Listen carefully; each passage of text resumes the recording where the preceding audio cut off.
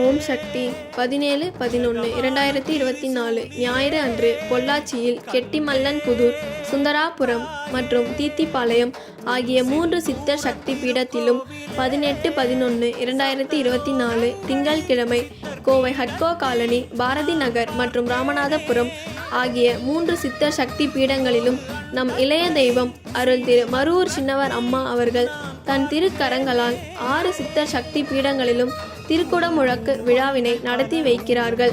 6 குடமுழக்கு விழாவினை நாம் காண்பது அரிது.